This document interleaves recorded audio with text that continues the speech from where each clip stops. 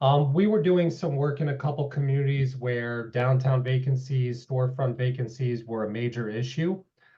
They are an issue to some degree in many or most of our downtowns. But in this one project we were working on, I decided to go out and read about what other communities were doing across the country. And one of the things I came upon was something written by Larisa Ortiz, who's our first guest from Streetsense. And Larissa had done this great job of putting together sort of a snapshot of a bunch of different communities across the United States and some of the innovative, creative, and in some ways, I'd even say aggressive in some cases, strategies that they were deploying to try to fight back against vacancies in their downtowns. And it struck me that in our region, there's not a lot of that going on. Some of that just may be awareness of the tools that are available to our hamlets, to our villages, to our cities to combat vacancy. And so our role is to try to bring those tools to you and teach you about them, which is what we're going to do today. And I hope that what you will take away from this lunch and learn session is that these tools can be adopted at the right scale and right scope for main streets of all different sizes. So my challenge to everyone in the Hudson Valley today is think about whether this is appropriate for your village, for your city, for your hamlet. And if you have questions about any of the tools, any of the concepts or strategies, you can certainly reach out to Eric. You can reach out to me. You can reach out to Larissa, or you can certainly reach out to our friends and neighbors in Cambridge, Massachusetts. I'm sure they welcome it as well. And with that, I'm going to turn it over to Eric Pearson, who's director of our Main Street Center. Eric, take it away. Okay, thanks, Adam, and thanks all for joining us today. Um, just a couple quick notes before we finally jump into our main programming today. As Adam mentioned, this is the first of four, perhaps five, planned Lunch and Learn webinar series for 2024. So obviously today we're talking about strategies to combat downtown vacancies. Some other topics on the docket include light manufacturing on Main Street, downtown parking policy, and repurposing places of worship. These will all be like today, free to join, take place during lunch. And so, be on the lookout for those. We'll be sure to send you an invite to those. Quick couple logistical things. If you could keep yourselves on mute for the duration of today, that would be great. At the end, we're going to have a Q&A session. So we'll have two different presentations, and then we'll do all the Q&A at the end. And we can do that through the chat function on Zoom. And I think that about covers all of our logistics. So let me just say, introduce our speakers, say we are very happy to be joined today by Larisa Ortiz, as Adam already mentioned, from Streetsense. She's going to be talking about a really cool toolkit that she developed in collaboration with the Regional Plan Association. We're also joined by Allison Allen and Sarah Jane Huber from the city of Cambridge, Massachusetts. They have a real world example of a vacancy initiative that they're going to talk about some of the successes and challenges that they've had. So hopefully you can bring some of those ideas and lessons learned to your own community as well. So Larisa Ortiz is the managing director of the public nonprofit solutions at Streetsense. If you were at our Main Street conference last year in Peekskill, you might recognize her from our zoning panel. So we're very pleased to have her with us again today. So thanks, Larissa, for joining us again and participating in our Main Street Center. So I'm gonna stop sharing, and I'm gonna hand it over to Larissa and talk Thank about you. the storefront toolkit. Thank you. Let me share my screen. Can you see this? Yes, I see that. Yep. Wonderful. Well, thank you all. I'm really pleased to be here. For those of you who know me, Main Street is very near and dear to my heart. I've been doing this work for nearly 30 years now. Started a Main Street program in Middletown, Connecticut, when I was in college. And so, today I continue to work in this field and really focus on challenges that they're facing, particularly in light of some of the challenges that are more salient because of COVID. So along those lines, last year, I partnered with the Regional Plan Association, and we received funding from the New York City Department of Small Business Services to create a series of toolkits that offered super practical guidance to, in this case, small business improvement districts, mostly in the outer boroughs, who didn't have a lot of resources and didn't have a lot of staff. That might sound familiar to you, but giving them some tactics to address the issue of vacant storefronts in their communities. And so I'm actually using the website itself because I think orienting you to it and letting you know like what you can dig into and how you can use it would be useful for you after this conversation. So on the RPA website are all of our toolkits, and I'm in the vacant storefront toolkit right now. And, you know, we walk you through, in this case, 4 tactics that communities can select from in order to address vacancies. And we wanted to have a little bit of fun with this, and we sort of think about them as recipes. Like, think about this as a cookbook. As you use this, you can sort of choose the recipe that you'd like to pursue, and there are 4 of them. We talk about temporary window activations, and I'll talk about why that's different from actually going into a space. Helping to market available downtown retail spaces, so helping to find tenants for your private business owners, establishing a business plan competition, and then activating the interior of vacant spaces, which I consider sort of an advanced exercise because you're going into a property owner's space and there are issues and liabilities that come with that. And I'm sure that the city of Cambridge will speak to this in a moment. So I want to talk about our first recipe, temporary window activations, which we really see as a way to camouflage vacancies. If you have been to a mall recently, you will notice that there's a lot of camouflage going on. There are actually fairly high vacancy rates in some of our regional malls, and our mall owners are figuring out ways to fill these vacant storefronts with things that make them effectively disappear. That might be art, that might be temporary or permanent window graphics that we call them window clings. And that's actually a really nice way to address this issue without needing to go into a space. A landlord may be much more open to allowing you to put something in the window than they might be if they have people in the space, which incurs liability, and that raises a whole nother level of concern. So each of these sort of walks you through a step-by-step process and offers some additional resources for advancing this particular, the recipe, so to speak. Surveying the district, identifying a really short list of spaces and talking to those owners to make sure they're comfortable with it. There are a list of key elements further on down in terms of the considerations that you'd have to take into think about as you approach an owner. So there's a resource there. And then, the next step includes identifying vendors, artists, or businesses who can help develop the installation. As you can see, this is sort of the agreement, and you can go back and on your own time and look at that. And then here are some really nice examples that we selected, and I can sort of walk through these. Sorry, there we go. So these are window clings. This is a site in the South Bronx. We did some work with LISC many years ago, and this was a long-term vacancy that they just couldn't fill. And so the local community group actually created clings that reflected the kinds of businesses they wanted to see in that space. And eventually they were able to fill the space with an educational use, actually.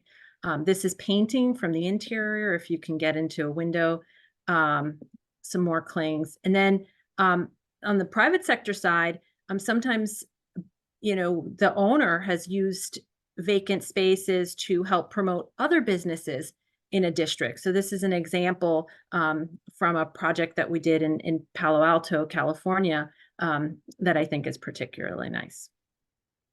So you can go through these on your own time. Next is really enhancing the marketing of downtown spaces. And this is putting you in a position to collect information and make it easier for interested tenants to find spaces. You are not becoming a broker. You're facilitating recruitment efforts and helping to support leasing activity. But I think it's really important that we say, you know, as a bid, as a city, as a public sector partner, you do not control the decisions of the tenanting decisions of private property owners. So you have to acknowledge that at the outset. You're here to help them. And how you can do that in this case is really summarizing the opportunities that are in the district, the actual vacancies themselves, offering a place where someone can find information about that, offering information about the district itself, selling the district and the place, because sometimes brokers don't do that as well as you might be able to, publishing real estate information, perhaps in the form of a quarterly report that offers insight into available spaces. And then one of our favorite examples, which we've done a number of times, and this comes from Bed-Stuy Restoration Corporation, sort of invented the concept of rolling up the gates, where you have and we've done it, we've called it a Main Street stroll, where you hold an open house event, where at the same time you've coordinated all of the spaces that are open and available in your district, and you've made it easy for a potential tenant to see 4 or 5 spaces at the same time. And we love this concept because it actually, you know, the competitive juices start flowing between tenants. And sometimes you find that people fill spaces before the open house because they were interested and they know that they might lose the space. So we really like that idea too. Moving on to the next, business plan competitions are actually a really nice way to identify wonderful businesses that need some help, and you can work with your public library. You can work with a nonprofit entity that can help support through technical assistance, you know, folks to create good business plans. And then the reward might be, you know, temporary free space for a few months. And we like this idea as well. And so there's some steps here for how you can advance an effort like this. And an example, downtown Fresno created a whole campaign around Create Here, which helped fill spaces. Another really good example from New York is Livingston County, where they created a Dream of 8 competition, which resulted in multiple breweries. They went from 0 breweries to 7 breweries throughout the county as a result of their business plan competition. And then the last is activating the interior spaces. And I call this sort of an advanced exercise because, as I said, you have to go into a space, and that can create liability issues for a property owner. But absolutely, it can be done. And we offer some examples of legal issues that you have to address if you're going to have an agreement with a property owner. But, you know, this helps you really activate space. And what we found is that when you've activated the interior of a space, even temporarily, it helps to fill the space permanently with a tenant, because tenants go into the space and they look at it and they find it, you know, interesting. They sort of, it helps them be a little bit more creative. You have to find willing property owners for this, clearly very important. You might want to put aside some incentives to help with light tenant improvements, maybe help with marketing and signage to make sure that the event is successful. We love when these things are done in partnership with arts and cultural institutions. That's a really great way to find folks who are interested in being in these spaces. And then you've got to find potential tenants. There's some examples below of agreements. So if you want to use this to help inform what your agreements might look like. And then I'll get to some examples here. Etsy pop-up stores are increasingly popular, where, you know, 4 or 5 Etsy merchants will come together and collaborate in sort of a temporary or even permanent flea market.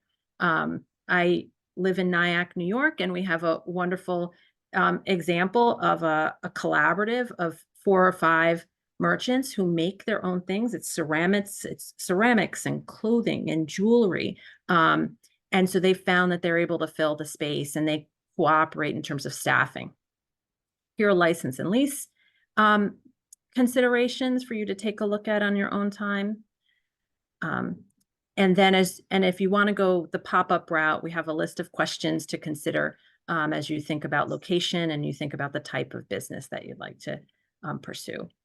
And just in conclusion, here are some examples of pop-ups that we like. And you can see how, they're very temporary. Actually, this is from Cambridge, which they'll speak to in a moment. And also activations on the street that could go into spaces, such as music in interior spaces as well. So with that, I will pause and hand it over to my friends, City of Cambridge. Okay, thank you so much, Larisa. I think one of the reasons that we were so excited to have Larisa on here to share about that toolkit is that, not only are there so many different just cool ideas that you can go look at, but the structure of it as a toolkit really gives you the sort of how-to and a lot of useful examples of, example agreements, a sense of how difficult it's going to be compared to other things. So really great resource to check out. I did drop a link to the toolkit in the chat, but we will definitely be sending a follow-up email with links to all the stuff that we're talking about today. So if you lose it in the chat, we'll send it to you there. I will turn it over to the City of Cambridge. It's interesting, as we were looking at the toolkit, you'll see that there are a couple of elements that are overlapping here. So in terms of art to activate spaces, having a competition, and facilitating the connection of business owners to vacant storefronts. So we are joined by Allison Allen, the Senior Economic Development Manager, and Sarah Jane Huber, an Associate Economic Development Specialist, and they're out of the Community Development Department of the City of Cambridge, Massachusetts. So I'll be running the slides, but welcome Allison and Sarah Jane. Thank you. All right. Sarah Jane, you want to take it away? Sure. All right. So I'm Sarah Jane. I'm with the City of Cambridge here with Allison Allen. And you can go to the next slide. Okay. We work with the Community Development Department in the city. It's the planning agency for the City of Cambridge, and we work with 5 divisions, or there are 5 divisions in the Community Development Department. We work with community planning, environment and transportation, zoning, and housing, all under one roof. And we specifically are an economic opportunity development. I know that's a little different than, every city does it a little differently, so that's how we do it. So in our division, economic opportunity development, we're focused on small businesses and commercial districts and other economic development programs. You can go to the next slide. So our vacant storefront initiative started back in 2017 when we did a retail strategic plan. Then in 2018, we actually worked with Larisa to develop best practices. And then that takes us to the 2 programs we're going to talk about today. That's our vacant storefront database and our vacant storefront design contest. So when we say vacant storefronts, we're referring to ground level commercial spaces that are empty. And we maintain a database of all of the vacant storefronts in the city. We use CoStar, our assessor's database, and we Google extensively. We go to every single storefront to find out what we can. And we track a number of different categories about that information about those storefronts. And we update that information twice a year. So the information we track is where the space is, when it became vacant, what it was before it became vacant, how big it is, how long it's been since the vacancy, if they're actively leasing, if we can find any leasing contacts, and who owns the property. And we put all that information in the open data program that the City of Cambridge runs. So the database is actually two things. It's a data set and a map. And the data set goes in the open data program. And actually, if you haven't seen it before, it's really cool. Check it out. It's part of a larger initiative by the City of Cambridge to provide more data to the public about all sorts of things, not just economic development. So our data set is the categories I already listed, but it has all this information. Actually, all the different data sets in this data initiative have all these different things. So like how often it's looked at, when it's updated, what limitations are. Go to the next slide and see the actual data set itself. It's just a spreadsheet, not very glamorous, but you can click through and you can search for all that information. The other half of this is the map, and that's more interactive. You can, it's all the same information that's in the data set, but you can actually click around and visually see what neighborhood things are in and what a property actually looks like. Look at pictures of the properties. Next. So if you click on a property, take this one at 114 Bishop Allen Drive, you can see all the same information, or most of the same information you see in that data set, but visualized. And we're actually working on updating some of the functions in this database so that it's can be a little bit more interactive, a little bit more searchable, and reflects some of the requests that we've gotten from community members. I'm going to pass it over to Allison. So the Vacant Storefront Design Contest was started, I think, right pre-COVID, 2019. And so it ran that year, and then took a pause, understandably. The aspects of it are that it was a local art contest. Local artists were able to submit their artwork. We worked in partnership with the Cambridge Arts Council, and later the role in our department, which is the Cambridge, the Arts and Culture Director, to help with creating a jury that would then select finalists for the art contest.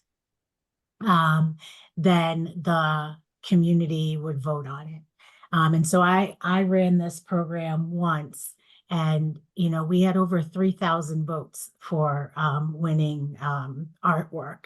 So the idea was that the art, we would select a winner. That artist would receive an honorarium, $1,000 on average, and that honorarium represented non-exclusive reproduction rights that the city could then license the art to, and give that license to any business property owner who wanted to post it in their storefront windows. And so, it was a way for us to support the arts and artists while filling the empty storefront windows, or at least, and with hopes of even maybe some placemaking. And so when we had success with it, it was the larger developments that, and in particular, a large new development that had all first floor retail and housing above it. And so it really did help to, and then that, with the placemaking, then that development actually made use of the green spaces that they had. And so it was nice to actually see, instead of the empty storefront while they were developing the space, to have local art displayed in that way. Another success of the program was the number of votes, in terms of community engagement, getting 3,000 votes was huge. We begged for that type of engagement in other ways.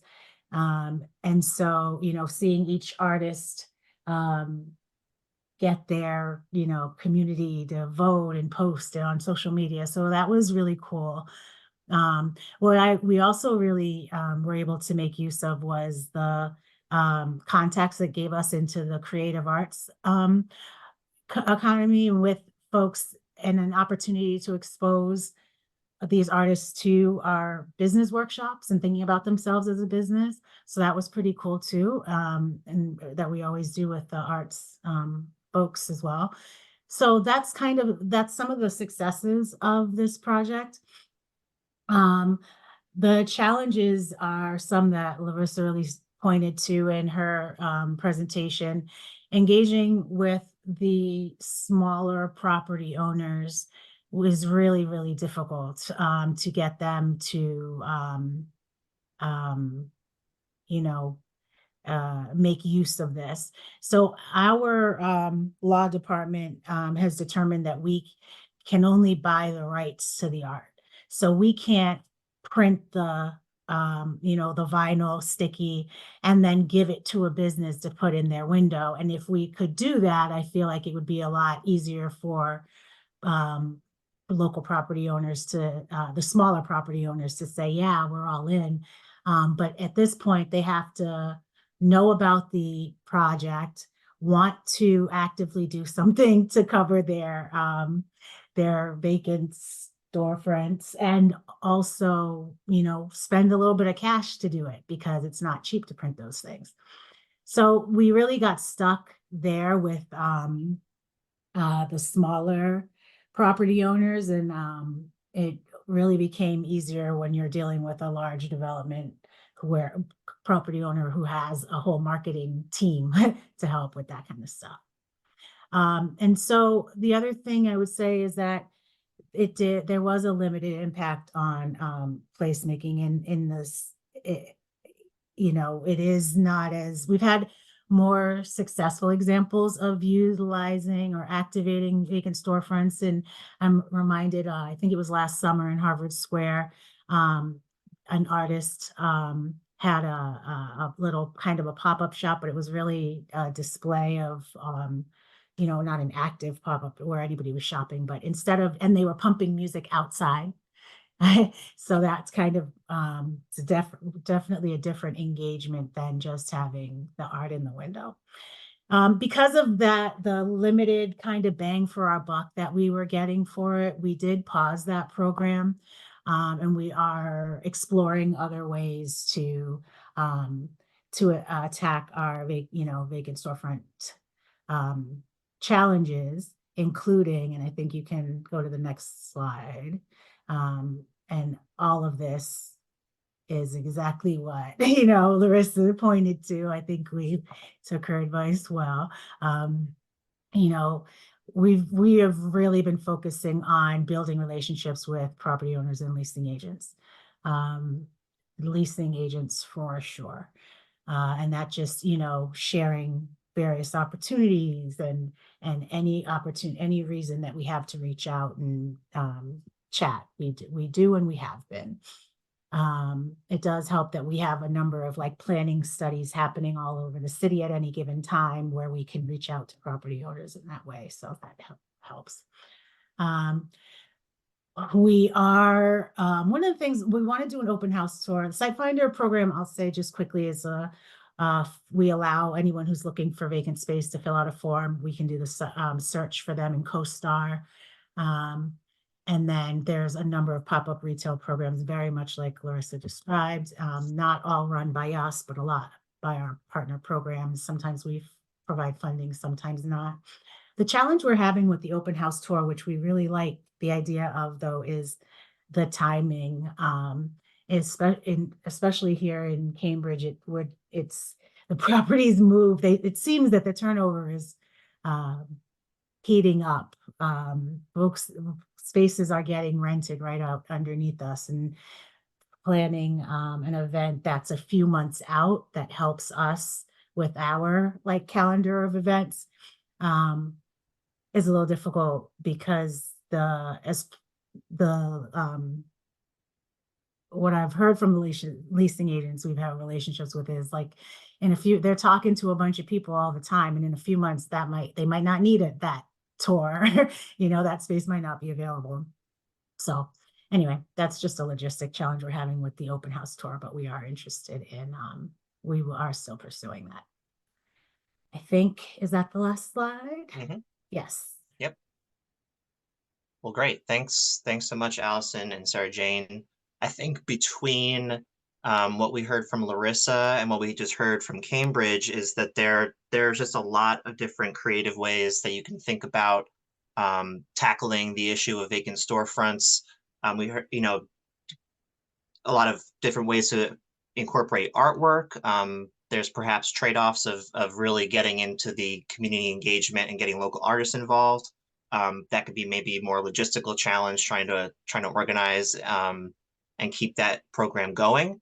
One thing I'll just point out is like I want to acknowledge that a lot of the communities in the Hudson Valley are not at the same scale as Cambridge, but at the same time, I think what we've heard is that there's a lot of ways that you can figure out how to right size these programs for your location. One thing that just came to mind is, that database that Sarah Jane talked about. While that is amazing, I am very well aware that a lot of smaller communities might not be able to have the staff infrastructure to set that up. However, some of this problems that that you're speaking to about doing a open house in a large place like Cambridge probably wouldn't be an issue in some of our smaller hamlets and villages. So that idea of an open house really got me interested for some of our more smaller communities. That might be relatively easy to organize and a short walk for all the prospective tenants.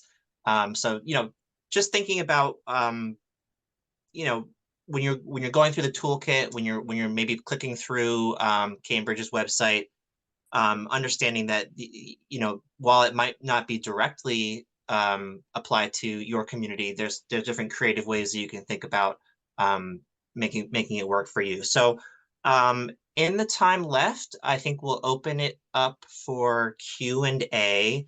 I think that probably the easiest way will be to send it in the chat, and maybe just let me know who you are maybe trying to direct the question at. I'll probably just make a judgment call too. So, all right. So let me look here. Okay, we've got some coming through. All right. I am in a small rural community with a small but attractive Main Street. We have a property owner with 5 anchor Main Street properties. Some are in a state of disrepair, some have been renovated, all are vacant, and have been for years. Does the panel have any suggestions for communities to compel such owners to rent out the spaces? Thank you. So that I'll just, before any of you answer that question, I know that is something, a situation that is not unique to this person, and I know exists in several places in the Hudson Valley where there's perhaps one or a few property owners that own a significant portion of the Main Street and the surrounding area. So does any one of you three want to take a first stab at that? I'm happy to try. Go for it. I will first say that again, we can't compel people to rent out their spaces, right? So what are the other tools we have? There are carrots and there are sticks. There are incentives, and those are going to be highly dependent on the particular motivations of that property owner. We always say, like, every vacancy has a story behind it. You have to engage with the property owner, understand the story, understand their incentives, or what will incentivize them, and then develop a package of how to address it. So so on the stick side, I will say, if there are life safety or building code violations, pushing along those lines. Many years ago, I worked with an organization in Washington, D.C., Mount Vernon Square, and they would send letters to the owners and their attorneys indicating the concerns they had about the property, and that they had to respond, right? It's a legal, all of a sudden they received like a legal document in the mail and they had to respond, and they would just be consistent on top of it, and so much so that, the owner either felt like they need to do something to stop, because every time they engaged their attorney, they had to pay their attorney to respond to this letter, or they would sell the building, and a new owner would be in a position to do something. So that I always thought was really interesting, and I'd never seen any other community do something like that. So that's sort of one idea along those lines. I would just echo what Larisa said about compelling property owners. We have explored a lot of different potential policies and other practices. But ultimately, we have not had a city council willing to vote any penalty, or even a kind of any carrots, any sticks for the businesses that stay vacant. It's particularly a challenge for us too when you think about the development opportunities that exist, and that people are in some cases just letting holes in the community stay for years, waiting for the development opportunity that they see coming. So there's a number of challenges in that way too. But Allison, on that point, and this is not necessarily a tactic for small communities, but when I worked for the city of New York, we did the rezoning. I led the rezoning for 125th Street, and you have a lot of single-story taxpayers on that street. And what you do to incentivize them, this is the carrot, is offer them development rights that make it really, really hard not to do something with a piece of property. Again, not appropriate for small communities, but zoning is sometimes an incentive that, in the right place can be used as a tool to encourage development of a really problematic site. Great. So this question, I'll actually, I think Larisa, you might have a lot to say on this one, based on what we talked about at the Main Street conference a little bit. What does it look like if a downtown realizes the commercial space is overbuilt or not needed anymore? So too much commercial square footage. I think that's a topic near and dear to your heart. Oh my God, I love this topic. No, so yes, I mean, in almost every community we go into, the downtown was built and thriving, long before there was a ton of competition in and around it.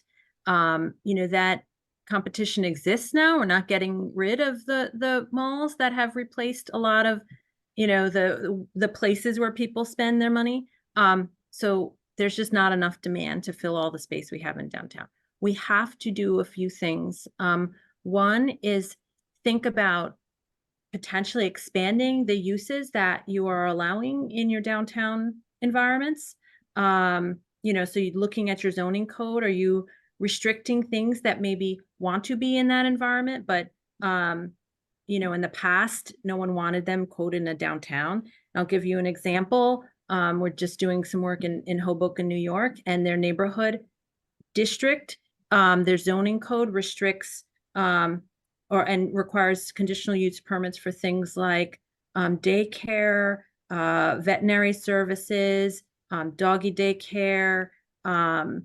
Those are things that people still need to leave their homes for and go to an actual business for. Those are things that are part of a neighborhood serving district now. And those are things that absolutely want to be in a place like Hoboken, because that is the perfect market. People have dogs and people with kids, and the demographics show that. So at the very least, eliminate those restrictions. The next is, let's get out of our own way and stop thinking that every ground floor needs to be retail, and look at examples. And I've got examples here in Nyack, New York, where I am, where they have stepped away from requiring retail everywhere and enabled redevelopment of sites that have ground floor residential, and that work really well in a downtown environment. And so, you have to right size the amount of space that you have. And so, those are sort of two strategies, I would say, to address, the potential overbuilt issue. Great, thanks. Yeah, I think that broader mindset of maybe it doesn't have to be commercial, and with the understanding that it could go back to commercial, like, so in the meantime, do you want nothing there, or do you want something there that's not a missing tooth on your main street? So yeah, certainly appreciate that answer. I don't know if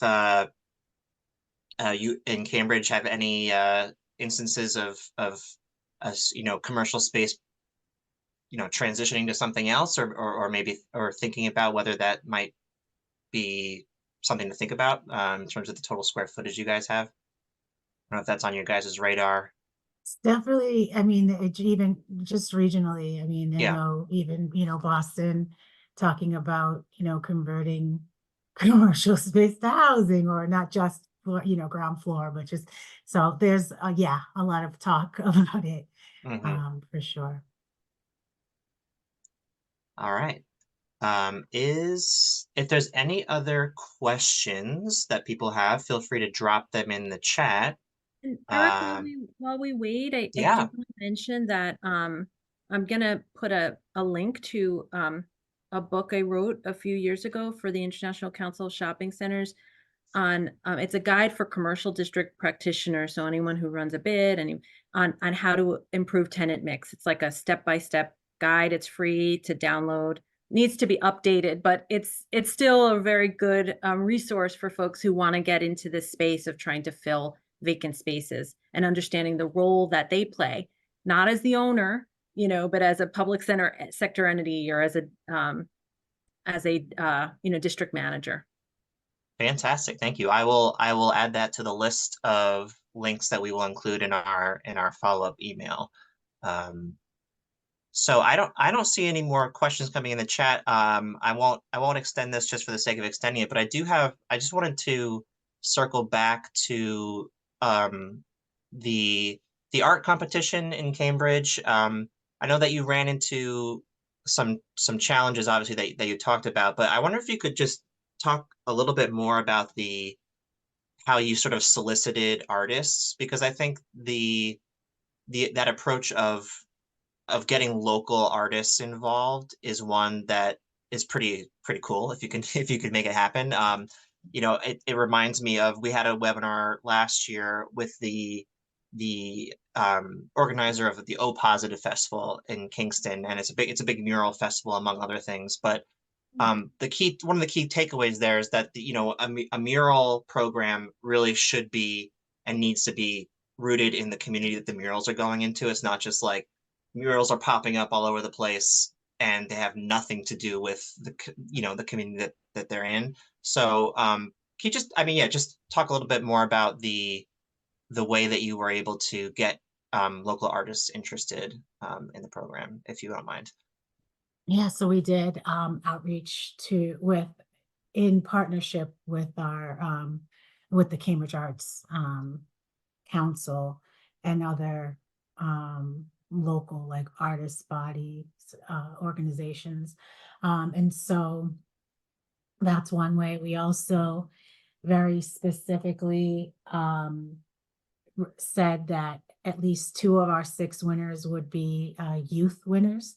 And so then did a lot of outreach with directly at the high school, which has a graphic kind of design program in that way, and other arts programming. We have a number of arts after school programs, so we reached out to them as well. So we just went wherever the art was, and use our networks And then, in fact, you know, we, in trying to make sure that all the artists in our, you know, community had the opportunity to be heard. You know, we are very fortunate to be able to make use of a community engagement team, which has speakers, has engagement liaisons to communities that they have a linguistic match with. So like our major languages, you know, Amharic or Arabic or Spanish, Haitian Creole, those are the outreach workers. And so we are blessed in that way too, to dig deep and be able to, whenever we have outreach, be able to say, like, make sure that the word goes far and wide.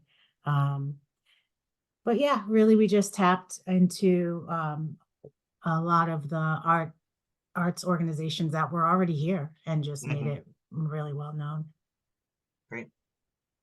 Okay.